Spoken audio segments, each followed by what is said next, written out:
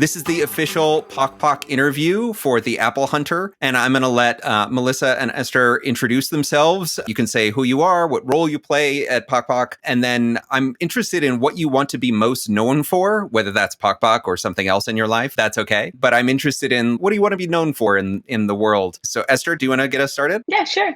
I'm Esther. I live in Belgium and I'm the creative director at PokPok. I am like the creative brain that got everything going just because I saw a need for something that wasn't there, in my opinion. And that's how we all got started.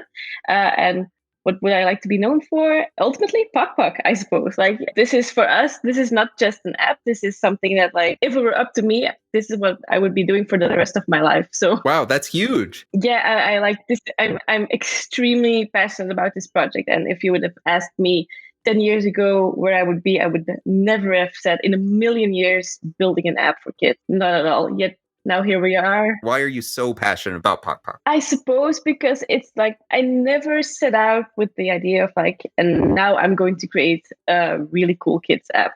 Was just something that was really born out of a very special need for my husband and I to, on one hand, provide our kids with like a great app that we would feel comfortable giving to them and that would like not overstimulate, but on the other hand, also give us something to do that was just us, like a super small hobby project on the side where, like, because I was doing something else, my husband was working snowman, we wanted something, the two of us, that we could like work on during off hours. It's like the combination of illustration and animation and just like making toys that makes it all so special for me. Like I will forever be a child at heart, and like depending on my mood, I'm 5 or I'm 80, but there's no in between. And I just like I love just like getting down on the rug and playing with my kids, and whether that's PokPok or with wooden blocks or with their trains or anything. I love coming up with new ideas, with stories. And Melissa, maybe you should go because I can go on forever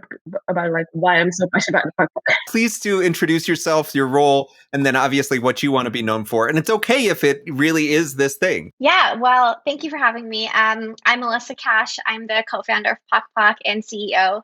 And what I would love to be known for is definitely just making a dent in the next generation and how they go about their lives. And I feel like every generation probably says that, like you either love or you hate the next generation behind you.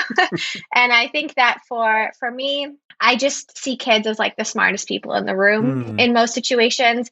They're so intuitive and they have so much knowledge and they're so fearless often. And I love that. And I feel like if I could just contribute in one small way to helping cultivate more of that imagination and creative learning and just opportunity for these kids in their future, then I'll be happy. And I wholeheartedly believe with my whole body that PokPok Playroom and PokPok as a company can do that. And that's why we're here. But, I think ultimately, like we all just love this mission and hope that it continues. So let's keep on going with that idea of you think that PokPok is the way to inspire this next generation. Why do you believe in it so passionately, Melissa? So before I answer that, I'd also want to just add that, like, I don't think it's the only way by any means. I think PokPok is like, it's like, imagine you're sitting down to dinner and you have a plate full of food, and like PokPok is maybe the broccoli on that plate, but you also have a ton of other nutrients and you have maybe a little something sweet at the end. And I think that like we just want PokPok to be like one ingredient in the sort of like nutrition. This analogy is going downhill, but like we want it to really be like just one part of a kid's life. And we don't encourage kids to only play with PokPok. I mean, if anything, it's the opposite. We want it to spark an idea that encourages them to go explore something else outside of maybe their iPad or iPhone. So to answer your question, I think it's just very unique. So most kids, like our generation grew up, our first screen was a TV. And our parents used to say, TV could rot your brain, but it really depended on what you watched, of course. You could watch some kind of nonsense, or you could watch like an amazing documentary and learn a lot about the world. And I think that with apps, we're still in the very early days of the kids app market specifically. And when it comes to the toddler demographic, which is where we are right now, it's pretty limited.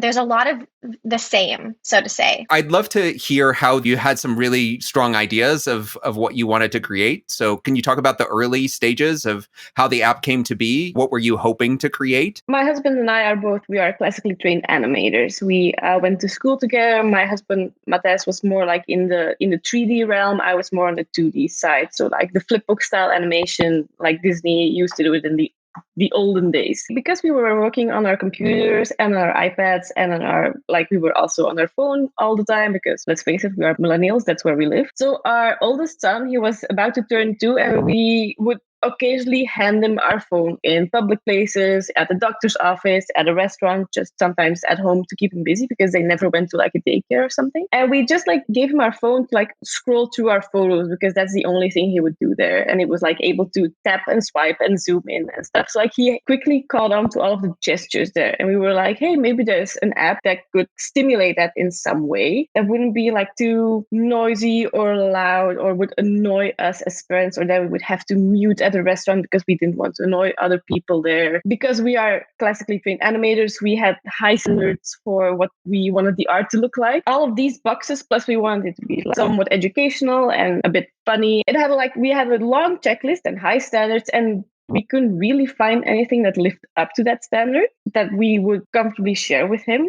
So we just decided that we were going to make it ourselves. It would be, the original idea was a kind of animated storybook. Look and search, because that's what our son was really into at that time. And every single illustration they would all connect in some way on a white background, and they would all connect by association. So you would have like an apple, then an orchard, and would like merge into a farm.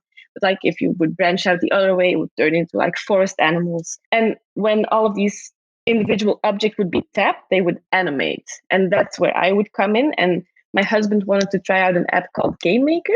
So he would like piece everything together. It would have the silliest sounds with just him going like woof woof for a dog or like choo choo for a train, because we didn't have like that set of skills to make the actual sounds with. So we would just like record our voices, and I would do the animations and the illustration, and would just like give us something to do. We could create like a really cute little app for our kids, just for our kids.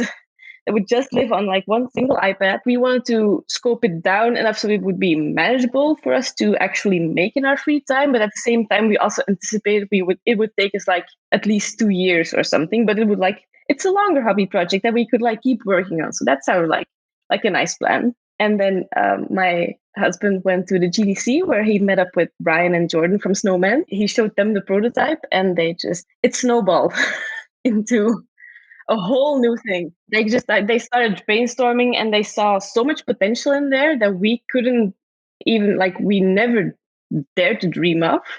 And we would just hey, look, this is a cute little thing we are working on. And they were like, we have to make this. We can't not make this. And Melissa also happened to be there at the GDC, and she also saw the prototype, and that's how it all kind of got together. So both of you have children, yes? No, Melissa doesn't have children. I have a dog. Does that count? So Esther, you have the beta testers in your house, yep. But Melissa, you do not. Not in my house, no. Unless you count my husband and I. But right. I mean, obviously, I have played with it extensively as well, right? It really is a fun thing. My wife was just playing with the music one for quite a long time and getting everything to crash into one another. And one thing that I notice in most of the toys that you've built is this idea of infinite space or an infinite canvas, right? It's not in all of them, but in a lot of them, the idea that you could just keep on going. There is no end to the play. Is that something that you are intentionally embracing? What are your intentions with these toys? What do you want people to be doing with that? Okay, I'll take this one for a sec. So yeah, I think it is very intentional. When we started iterating on Matt and Esther's first idea, we thought a lot about play and our favorite toys growing up and what we wanted PokPok to be all about. And for us, there are a couple of really key things in there. And it really boils down to kids being completely in control and the limit not being within the app, but within themselves. And that is really important ingredient to make sure that the toys can grow with kids and not have them grow out of the toys. So like growing up, for example, like every kid has wooden blocks almost. And those are one of the most classic open-ended, long-term evergreen toys because they grow with kids. At 0, they're just holding them barely. And then as they grow up, they start building and constructing and then just knocking over because like that's super fun.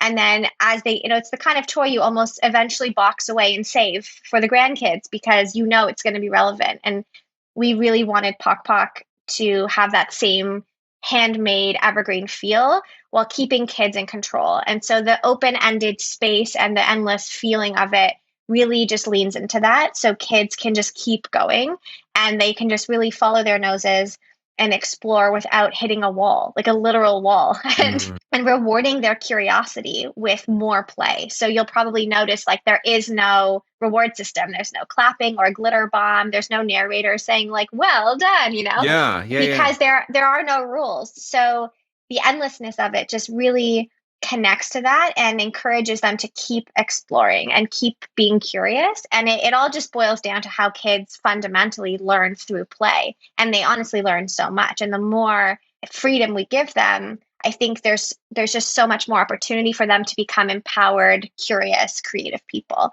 And sometimes they might hit a wall, but that's totally okay. And sometimes it's good for kids to be bored or confused because it encourages them to find a way out of that situation. And PokPok toys are really designed for that in many little different ways. And they're all obviously unique. We always say it's a toy, it's not a game. Because for us, there's a big difference because there are no levels to beat. There are no points to collect, no fruits, no achievements, and that's also like, why isn't playing with blocks addictive to children? It's because they can like step away at any time and like they decide what their goal is that day to play with these blocks. Do they want to build a tower and knock it over? That's fine. Do they want to build a castle? That's also fine. Do they just want a big pile and roll around with it? Go nuts. Like who are the parents to tell them? Who are the blocks to tell the kids what to do with them?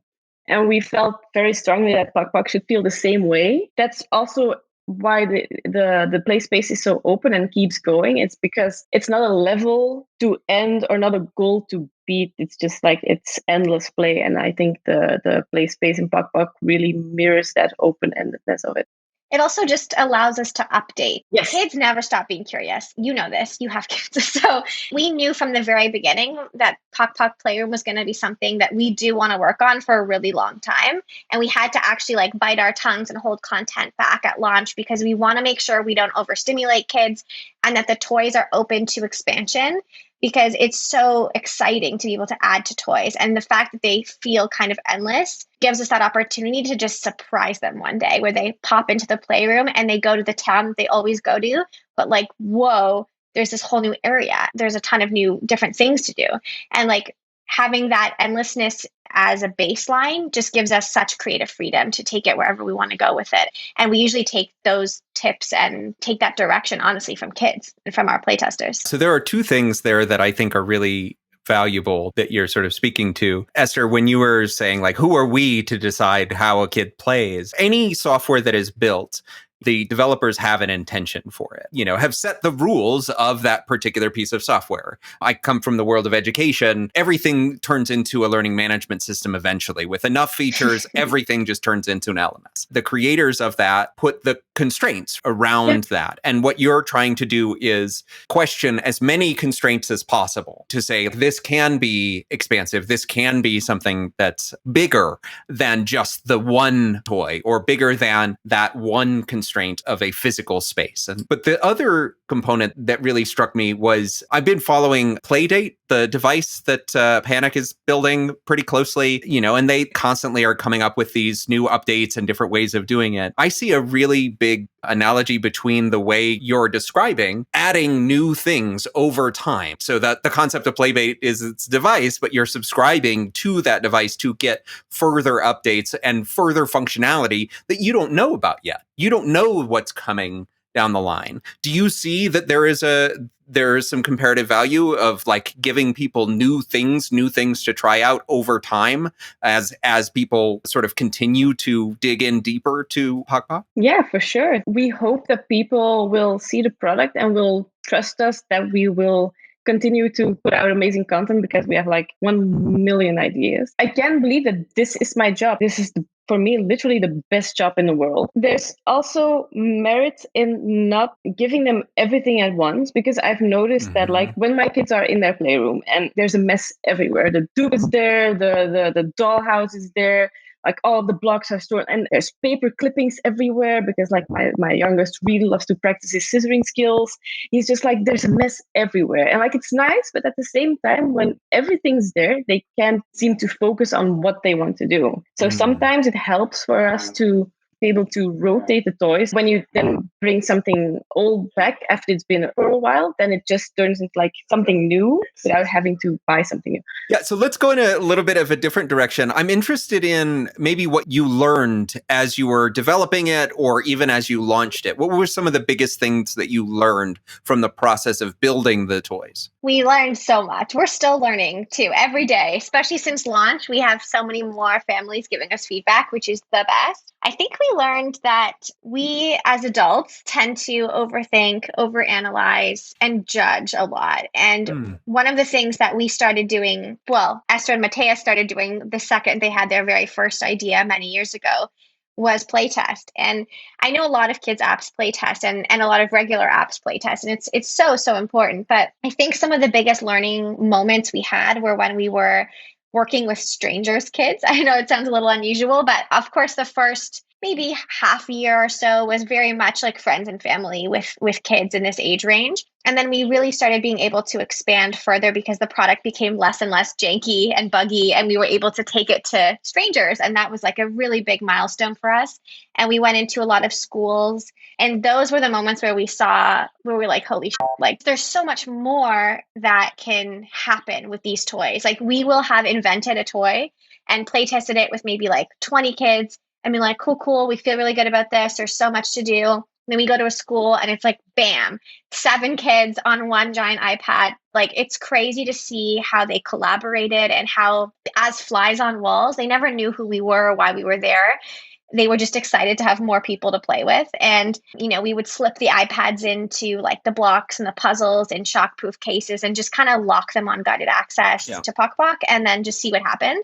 And it was so cool. And we learned so many things about how kids play and how they play together. And it helped us make a lot of design decisions and really take feedback from kids, because as much as we feel and we are creative, there's nothing like having a toddler in the room to say, well, why is this like this? Or why can't I do this? Or where's the this or the that? And like, at just like an general overarching design level, that was just awesome. And we still do it. I mean, COVID definitely put a blip into our in-person school testing, but we've expanded massively, kind of like remotely, I should say. Yeah. So Esther and I talked a lot about working with educators at the very beginning of this. And we thought like, okay, we're definitely going to want to bring in some of the great minds of our time to help craft this and make sure that we're doing right by these kids and these families, because we are not teachers. And so we've been working with a bunch of different educators since the very beginning. And it's such an interesting experience because very often they'll come in and they'll teach us things all the time, but also they don't really have too much to change with PokPok. And it's usually just like small tweaks or really just them asking us questions to get us thinking about our approach. And I think, we've learned things about like the Baked 10 math system and like, the consequences of using scribbled letters that aren't real letters and how like that could be confusing to a toddler. So we took that out, for example, and because we didn't want any language in the app, we wanted it to be completely accessible and leave all of that context up to the kids to dream about. So we learned a lot from our educators, but we also learned that we kind of were in the zone. Once we started and kind of figured out what our key values are as a team, we were really able to design toys that fit into those. And we quickly vetoed all of the other ones that we thought we could make work. Like Esther and I went to the Nuremberg Toy Fair a couple of years ago just to play with some toys. Let's be honest. Of course. Yeah. And we were like dead set on trying to come up with an open-ended jigsaw puzzle. And we were like, how can we make this work? Like puzzling is such a cool concept, but it has to be open-ended and there can't be any fail states to it. And we came up with an idea that felt okay, but we actually still never nailed it down. So we just put it on the back burner.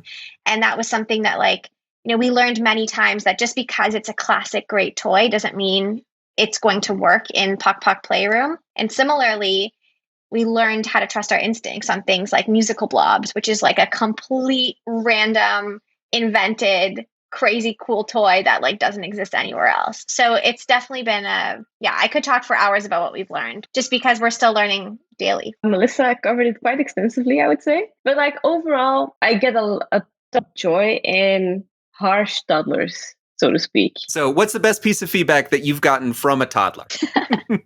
We get requests for like new stuff all the time, but like a really important request that we got was from a toddler who was playtesting with his mom, and his mom relayed to us that he really wanted an eraser in the drawing space, because right now there's like you have all the base colors in PokPok and also white, and whenever you wanted to erase something, you had to select the white and then like go over everything, and we didn't have like a solid eraser system yet.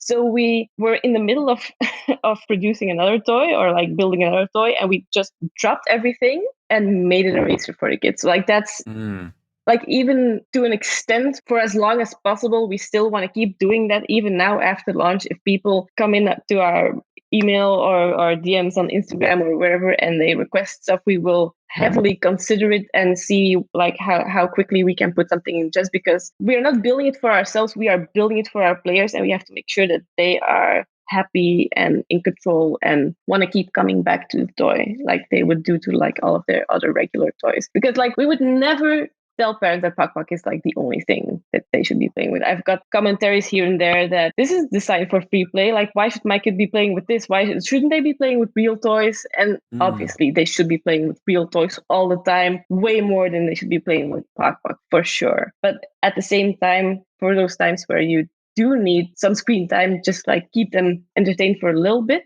then we want to make sure that we provide them with something nice. Let me ask about the idea of that dichotomy between the digital and physical.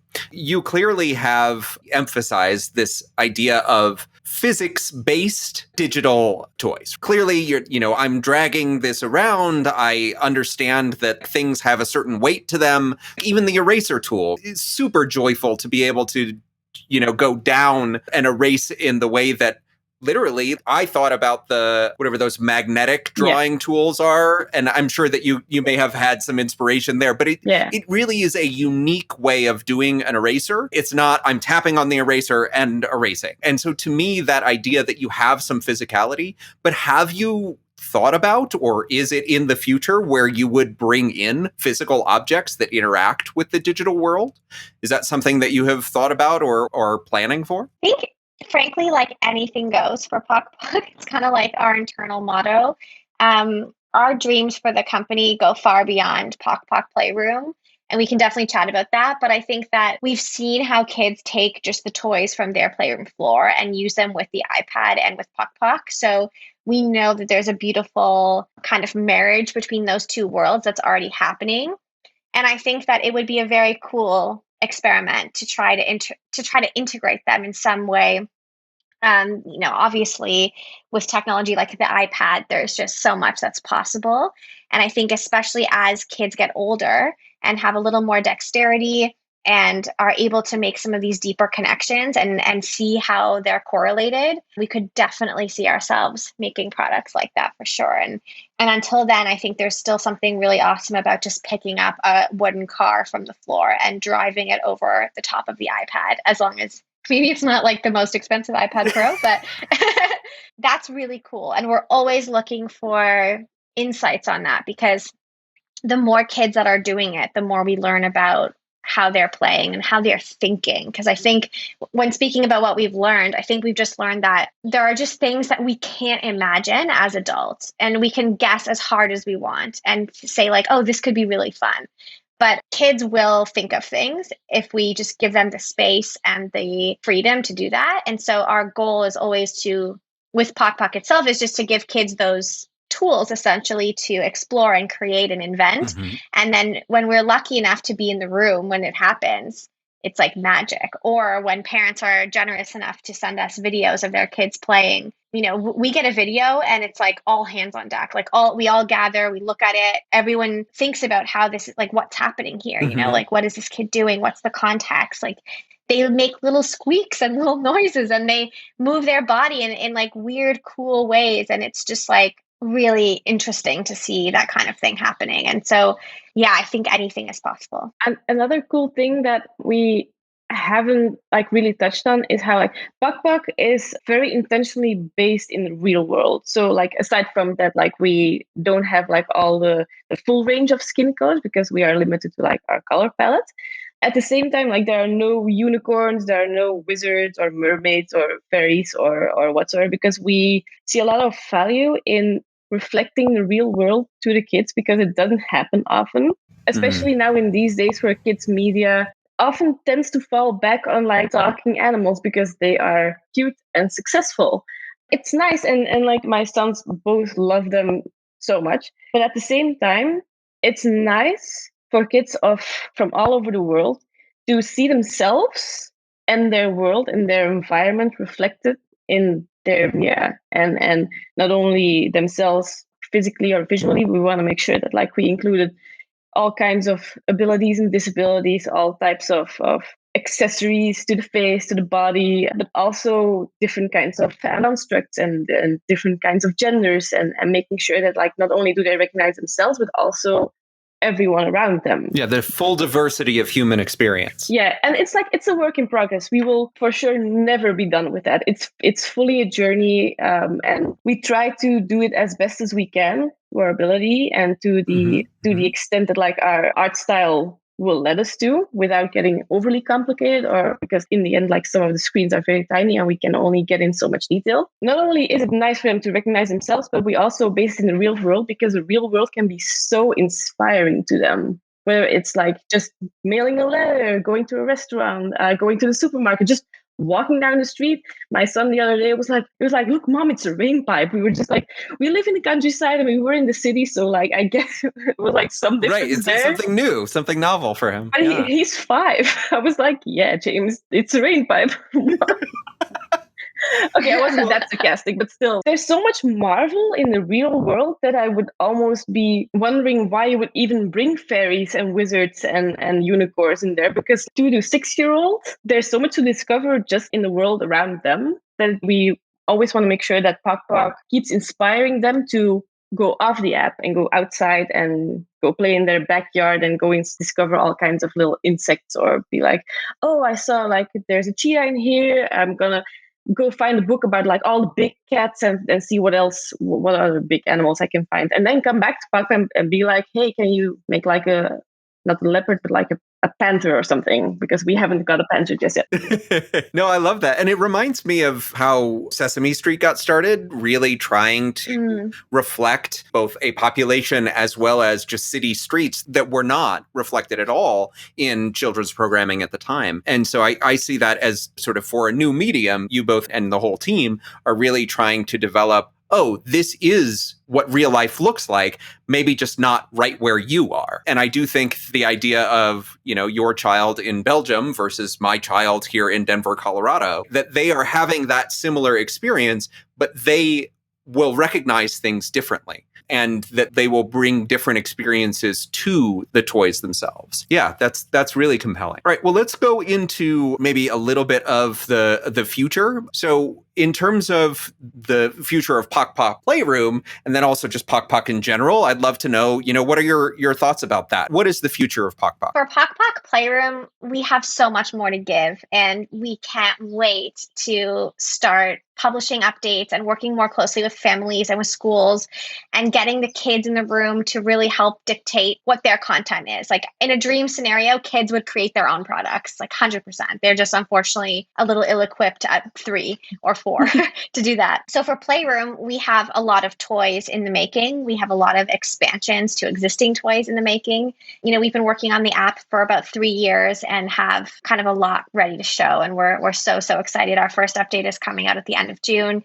and it's a big one, and it's a toy that we all really love. And so I think for Playroom itself, the opportunities are endless. And I'm sure that over time, as we get to know our families better, we'll be making changes and adding features and doing all of those sorts of things. And then for PokPok as a company, I think for us, like, it's going to sound so cheesy because I feel like we say this every day, but we really do feel like we are hopefully at the very beginning of like a big creative movement in the kids industry that's centered around digital experiences and maybe even non-digital experiences that put kids first and focus wholeheartedly on a lot of these kind of really critical life skills that we want to equip them with. For PokPok as a company, we really feel like we're at the very, very beginning. And we want PokPok to be the standard of creative, empowering, open-ended, cool experiences for kids. And right now, that's very much focused in digital. This is all of our backgrounds. Although actually, I used to work at Disney as a designer for baby and toddler products. So my world actually used to be a lot more physical. But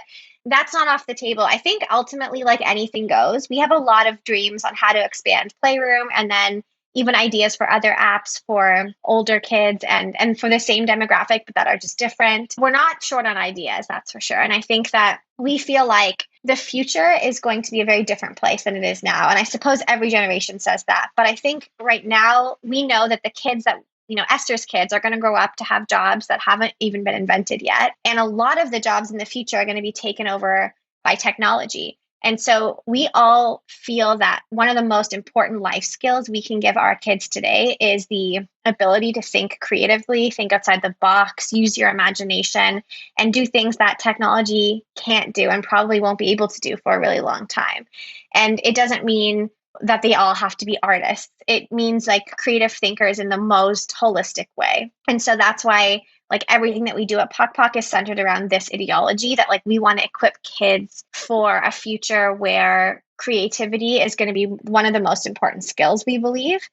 And so we're going to do whatever we can to cultivate that. And right now it's through apps, and we'll see what happens in the future. But, we see ourselves as almost like if you started Lego in 2021, what would that company look like? I love that metaphor. That's beautiful. Esther, anything to add to that? My dreams go like, I'm going to say like outer space, but not literally.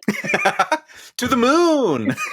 I'm not starting like SpaceX PokPok or whatever.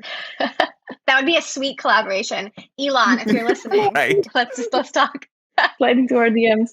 No, this is just me dreaming out loud. But like what I would love way, way in the future is if PokPok were ever to venture out of the digital space, that we would be able to like, instead like all of the big brands doing like the theme parks, I would love to do something small, like play space houses where like parents can get together and like there would be people there who they could like ask questions to, but at the same time also have coffee and just share experiences. We want to help kids, but we also want to help parents in a way. We are now doing that through digital play and hopefully giving parents peace of mind with an app that they can trust and feel good about. But at the same time, like way into the future, if it were up to me and like I had unlimited money and resources, I would love to create cool, fun, safe playhouses for kids and parents to get together, share experiences with other parents, but also like have people there to ask questions too sometimes, or like cool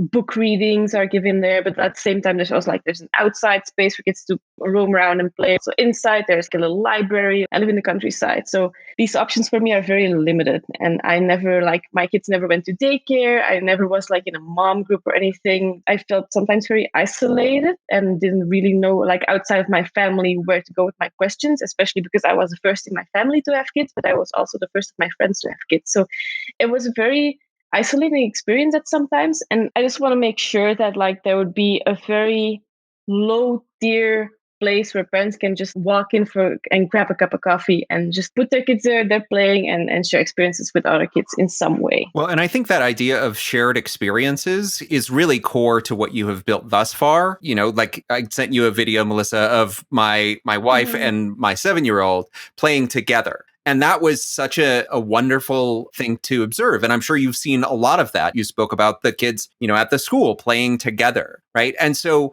I do think devices can be really isolating. I have, at various times, we have 3 children. My wife and I are all on separate devices, right? We are doing our own thing, whether it's watching something or playing on something. And so, what are the opportunities for kids to play together, or for parents and kids to play together and find those shared experiences? I think that to me is a sort of the fundamental difference between what PokPok is trying to do versus what a lot of the other sort of single person experiences that have in maybe previous app generations been building for. And so I do think that if you're leaning into that and then you start to think about, well, what are the real spaces that can then facilitate that further? It actually reminds me of, did you ever watch the Apple TV Plus show Home? Yeah. But everything is intentionally built in that show, right? The idea of intentionally building for specific experiences, for the values you have about that space. I do see that as a natural extension of what you all are trying to do. Does that resonate at all? Yeah, for sure. I think one of the main things why PokPok works so well as a shared experience is because it's not like a single player game. They're like a very core idea to that strain, so to speak, is that you want to be the one collecting the points and not somebody else playing on the same screen. Like you want to be like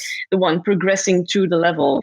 And PokPok acts just in the same way as like an actual playroom floor where like there are blocks there, like everyone can join in and just like move parts around. And I think it's been so wonderful. Nearly every single one of the videos we've been sent in our playtesting families, it's always either siblings interacting together or like the parents with the kids. And like parents just are very compelled to join in on the fun with PokPok. So it's like the original intent was maybe that it would just, because let's face it, not all parents can always join in on the fun. And we just want to make sure that like it's still safe and fun to play independently. That's why there are no menus or no text or no like interface buttons that kids age 2 don't understand yet anyway. Like the back button, the raise button, the home button, what does it even mean? It just like it all looks the same to them. We know iconography from experience as adults and because we've interacted with them 1 million times and beyond. But kids don't know that just yet. So like we wanted to make sure that everything was as simple as taking something off a shelf, playing with it, and then just putting it back and picking something else. And like in an ideal world, I would love to make sure that you could bring items from different toys in the playroom in PokPok and bring them to others. But we haven't figured out how to do that just yet. So maybe someday. Okay, my mind is racing with all of those possibilities. The idea of doing that collaboratively, even with people that are not physically located, but that you could do, you know, I look at the WWDC announcement about the share play and the idea of having a shared experience with someone who is also on a video call or audio call. And the idea, it immediately, I was like, oh, shared drawing or shared play in it with a toy. You know, that to me, there's something really compelling about that. That's really interesting. And we couldn't agree more. I think I was just going to add to you that like I have a lot of friends with kids in this age group who play PokPok. And when I first told some friends that we were working on this, they were like, oh, you know, but like kids apps, like they can be really annoying, or like it's just not interesting to me as a parent. Like I'd rather just swipe Instagram while my kid plays beside me. And I'm like, okay, well, you do you.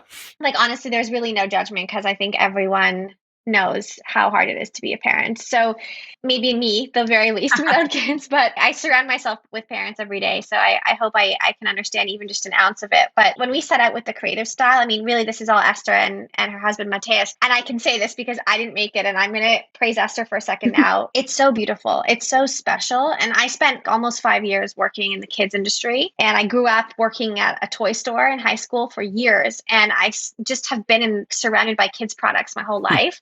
But I'd never seen anything that looked like this. It felt like it met kids at their level. It wasn't like insulting them with overstimulating colors and sounds and like movement and quick animations. And like life happens a lot slower as a toddler. Things, you know, our transitions are slower and our animations are hand drawn because we wanted it to feel like this kind of book come to life, like someone really made this. And that's why it has taken us 3 years almost to make this version, because every animation is hand drawn. Every sound is hand recorded by our sound designer in Toronto.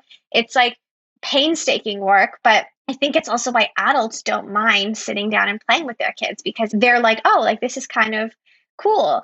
And like I've had friends who even will say like, you know what, like I love the PokPok giraffe. Like I would love that on a t-shirt or something because it's just like kind of a cool thing. It just makes PokPok accessible to everybody in a way that it's not like, oh, this is just like a kid's thing. You know, it's why adults love Pixar movies because they apply to them in so many different ways.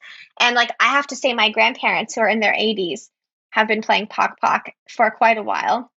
And they're always like, this is excellent for our motor skills. And like, you know, they're super in tune with you know, with all of the educational value. And my grandmother used to be a teacher, and my grandfather is like a creative genius. And so they definitely like get it, but they're also like, more elderly people should be using this because it actually could apply to us. You know, it really stimulates the brain in an important way that a lot of older folks, unfortunately, aren't getting anymore in their, you know, retired stage of life especially during the pandemic. So I feel like it creates all of these opportunities for co-play in a way that like it's not in your face. And I think that like that's just one of the things that we'll want to make sure that we keep no matter how much PokPok continues to evolve. Like we want it to feel like you could take a picture of it and hang it on your wall. And it wouldn't be something that you'd be like, oh, sorry for all the kid stuff when guests come over. You'd be like, oh yeah, this is a cool thing. Yeah, I totally see that. And going back to the Pixar analogy, Kara, my wife, said that immediately the soundscape toy reminded her of Soul so much. All of the shapes and That's an amazing compliment. and things as he's playing the music. And so she was like, this is beautiful. And so you're definitely getting that across organically. So let's do a couple of rapid fire ones. So what are your daily use or daily carry devices? What are you using to make PokPok? Everything is fully illustrated on an iPad Pro. It's the 2019 generation, and I like wouldn't be able to miss that in my that's all I use. And like my iMac and my iPhone, of course. And what apps are you using to draw? Procreate. I love Procreate. I've used Affinity Blender and Affinity Photo for a while, and like I still do for like more graphic design stuff, but for like the actual illustrating, I love the simplicity of Procreate so much. It's just like I have my 2 PokPok brushes, I have my color palette, and I have my eraser, and that's it. And that's all I need. I love that so much. You got to talk to my daughter, though. She's almost 15, and she likes Procreate, but the tool that she prefers is MS Paint. There's an app version of MS Paint. No. And I'm like, you've got to be kidding me. The tools on the iPad are so much better than MS Paint. But it's the vintage type. It's the vintage and the retro. That's right. So she's like, I'm a Zoomer. That's so funny. I love that. I do all my drawing in PokPok. That's right. I think that's perfect. Melissa, what are your daily carry devices? I use an iPhone 11 Pro for everything. I take it everywhere. Obviously, I use my Mac for work and my AirPods, and that you can see in my ears right now. But for me, like app-wise, other than like I'm married to Fantastical. I'm the kind of person who, if it's not in the calendar, like it does not exist. So I love Fantastical and Slack. Melissa, we couldn't live without Slack. Oh, yeah, of course. Like that's the air we breathe is Slack. Yeah, I mean, then we're gonna go like Mail, Apple Mail. No, I don't need to know about those. But if you want to tell me a few of your favorite apps, that would be lovely. Okay, well, I'll tell you about this one that I'm really into right now. It's called Picture This. I don't know if you've heard of it. It is really niche. It's like a botanist in your pocket. You can like scan your houseplants, and it'll tell you like what it is, if it's toxic to like humans, to animals. If it has like, I have a plant with some like spots on it, it'll tell me what's wrong with the plant, how to triage it, how to fix it. If I'm out at the garden center and I want to get a new plant, but I'm wondering like, will this kill my dog if he eats it?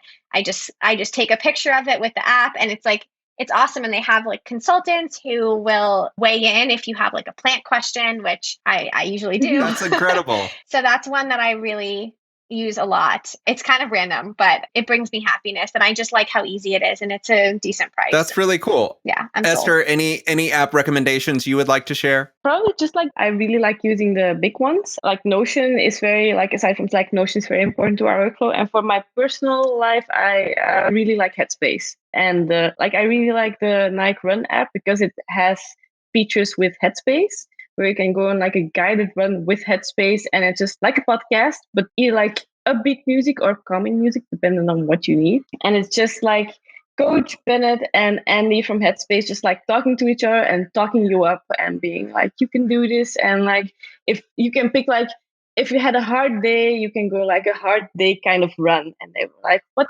was your hard day about? Like really internalize that and then let it go. And it's like meditating and running in one, and really helps me get to like the 3K that I want, because like I'm not a big runner. That's really great. It actually reminds me of one of the other hunts of the week a couple of weeks ago is flow-borne breathing meditation. Are you familiar with that at all? I haven't heard it. So they actually built it in VR first, where it's like walking virtually, but it's for breathing. And there's a different visual cue for breathing in versus breathing out. It's really beautiful if you're at all so inclined, flow-borne. So why don't we close? Where can people find you online? So they can find PokPok we're at PlayPokPok on all social media platforms, and our website is playpokpok.com. PokPok Playroom is available on the App Store for iOS and iPadOS. And for me, I'm everywhere as well. You can find me on Twitter at Melissa Cash _. My social media Instagram account, it's called @StoriesOfTheGreenRoad, and it's a full toddler account, so I'm not sure like if that's like the most interesting. People who have toddlers are interested. All right. Let's see this as my kickoff to like a micro influencer account. On Twitter, I have @Esther H _. The last thing, I feel like by the fact that you have launched somewhat recently and have gotten lots of feedback, what do you feel like is the best way to give feedback, or what are you looking for feedback on PokPok? Ooh, this is such a good question. Thank you for asking. I would encourage anyone listening and anyone who's trying PokPok to please let us know what you think. We take it uber seriously.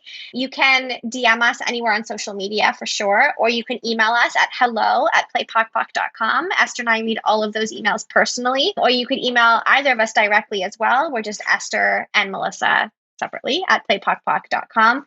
And it's super, super important. The kind of feedback we're looking for is whatever your gut is telling you as a parent, just tell us that. Like, we want to know the good, the bad, the ugly, what you love, what you hate, how you feel about PokPok, how you feel about other apps, like whatever you want to see. And maybe you can't make it yourself. Like maybe we can make it for you, with you. If your kids are able to express how they feel about PokPok or what they want to see in there, that obviously is something that we bumped right to the top of the list.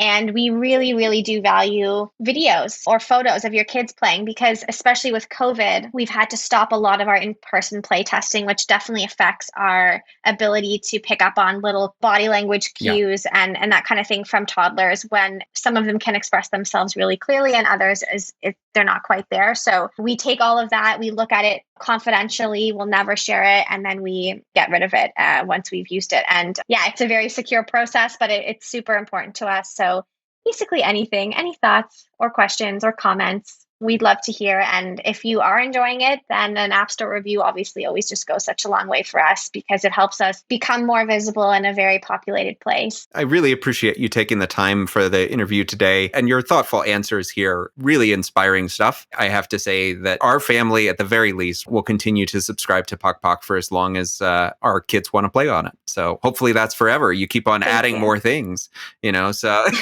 I'm excited for what's the next iteration, the new toy that's coming out. And Esther, as soon as you set up the physical space for parents to come and play together, I will be flying to Belgium and we can hang out, okay? Maybe we will build it in Denver, Colorado, and have you as our first live visitor. That sounds great.